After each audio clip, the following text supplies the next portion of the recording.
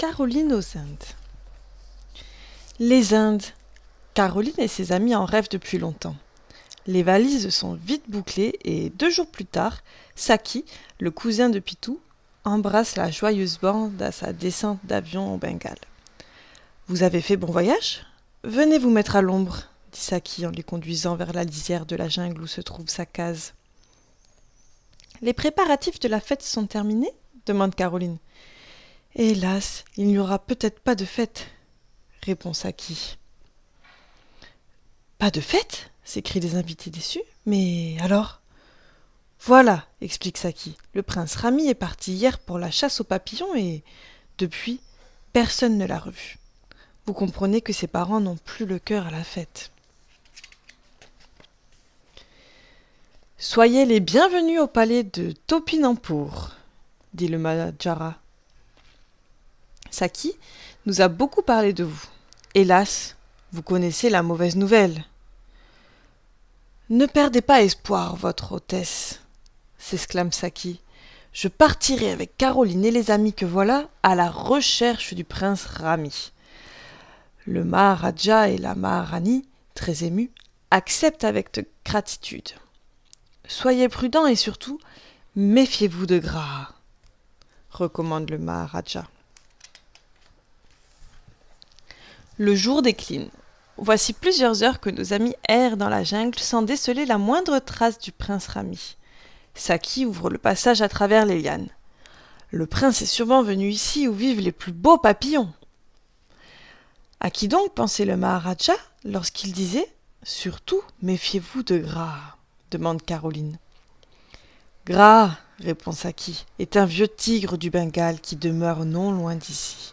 Les anciens racontent que, dans sa jeunesse, il avait très mauvaise réputation. Aujourd'hui, il ne lui reste qu'une seule dent qui, d'ailleurs, serait cariée. Youpi n'est pas très rassuré pour autant. « Arrêtons-nous donc ici pour passer la nuit, » dit Saki.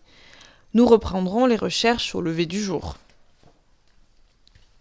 La nuit, dans la jungle, tout le monde ne dort pas. Des pas frôlent les hautes herbes. Dans l'obscurité, les yeux brillants guettent sous le feuillage. Le cri d'un oiseau nocturne déchire le silence. Mais peut-être est-ce un singe qui, là-haut, sur une branche, fait un mauvais rêve ? Pour éloigner tout danger, Saki a allumé un feu protecteur. Il récite à ses amis les belles légendes de la jungle indienne.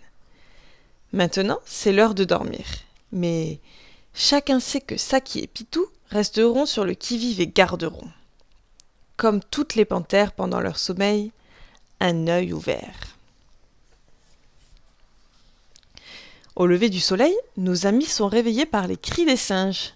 « Quelqu'un a vu mon nœud papillon ?» demande Pouf. « Il s'est sûrement envolé » suggère Bobby en riant. Mais en constatant que sa casquette est introuvable, Bobby perd sa mine réjouie. « Ma casquette a aussi disparu !» s'écrie Noiro. « Où est donc passé mon sac ?» s'inquiète Caroline. « Et mon col blanc ? Et ma cravate ?» ajoute Boum. « Et nos casques ?» s'étonne Pouf. « Ce sont ces chenapans là-haut !» s'écrie Youpi. « Encore une chance, Boum, qu'il ne t'ait pas chipé ta culotte !»« Mal élevé !» s'écrie Boum. « Je connais cette bande de chapardeurs, » dit Saki. « Vous là-haut, si vous ne nous rendez pas un instant les affaires de mes amis, mes éléphants viendront secouer votre perchoir. » Effrayés, les singes jettent aussitôt casque et casquette, sac, cravate, nœud papillon, col. Il est temps maintenant de vite se remettre en marche. « C'est toi, Saki ?» demande Graha. « Que viens-tu faire ici ?»« Monseigneur, nous cherchons le prince Rami. Ne l'auriez-vous pas vu par hasard ?» Graha fait semblant de réfléchir.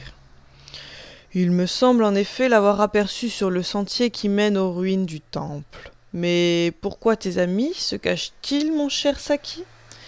Je n'ai jamais mangé personne. » « Nous n'en sommes pas si sûrs, sauf votre respect, monseigneur, » dit Saki. « Ah bon ?» grogne Graha, grimaçant horriblement. « Maintenant laisse-moi, ami Saki. Veux-tu ? Je souffre trop d'une dent pour continuer à discuter avec toi. » 5 minutes plus tard, Caroline et ses amis s'engagent dans le sentier qui mène aux ruines du temple. Soudain, patatras! Le sol se dérobe sous leurs pas et ils atterrissent au fond d'une fosse profonde qu'un tapis de feuilles dissimulait habilement. « Qui êtes-vous? Que faites-vous dans ce trou ?» demande Caroline en apercevant un jeune garçon richement vêtu de satin. « Je suis le prince Rami !» répond celui-ci fièrement. « C'est merveilleux !» s'écrie Caroline. « Nous sommes donc très bien tombés. Nous vous cherchions justement. »« Eh bien, nous voilà réunis dans le même piège !» constate le prince désolé. « Dans un piège ?» s'alarme Caroline. « Hélas oui, nous nous trouvons dans le garde-manger de gras. » Aussitôt des cris de terreur envahissent la fosse. « Alors, chez Mipouf, nous allons tous être mangés. »« Tous ! Peut-être pas, car Saki et Youpi, qui marchaient en queue de la troupe, ont réussi à éviter le piège. Suis-moi, Youpi, je sais où trouver de l'aide. » Tous deux arrivent à la rivière où la famille Chang prend son bain de l'après-midi.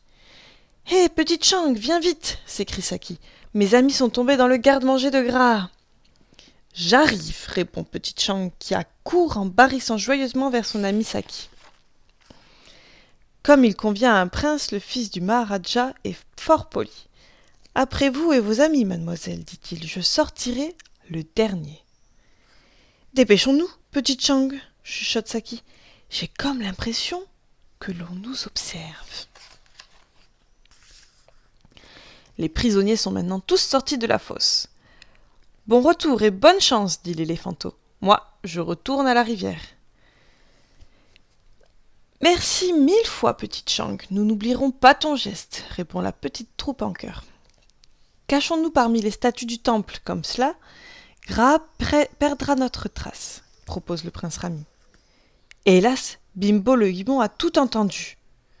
Ne vous donnez pas cette peine, crie-t-il. Monseigneur ne vous veut pas de mal, il vous a suivi dans l'espoir que mademoiselle aurait dans son sac un remède contre son mal de dents. C'était donc pour ça, s'écrie Caroline. Ton maître a de la chance, j'ai en effet emporté de l'aspirine. Mais pourquoi monseigneur conserve-t-il un garde-manger alors qu'il ne lui reste plus qu'une seule dent qu'il prétend carrier? Simple manie, s'explique Bimbo. Sans garde-manger bien garni, monseigneur déprime et devient insupportable. Il pourra désormais s'en passer, dit Caroline. Je vais lui concocter un menu équilibré qui lui rendra la joie de vivre. En tout cas, l'aspirine semble avoir déjà calmé la douleur, remarque Pouf. Menu: salade mixte de graines de lotus et de pousses de bambou. Œufs de crocodile, crème de banane parfumée à la cannelle. Enfin, la fête peut avoir lieu dans la joie. Le prince Rami est revenu. En signe de gratitude, le Maharaja a installé Saki, Caroline et ses amis aux places d'honneur dans le magnifique défilé. Saki est très fier. Il a été nommé grand cornac de l'éléphant blanc du Maharaja. La fête est finie. Il faut rentrer. Sous le déluge, presque, car aux Indes, la mousson d'Édé est arrivée.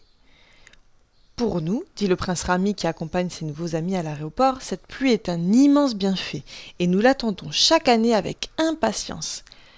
Même Bibo est sorti de la jungle pour transmettre à nos voyageurs le gracieux bon souvenir de Gras, son maître. « Au revoir !» s'écrie Caroline. « Ce fut une belle fête et nous avons vécu une extraordinaire aventure aux Indes. »« Alors, revenez bientôt !» répondent en chœur Rami, Saki et Bimbo.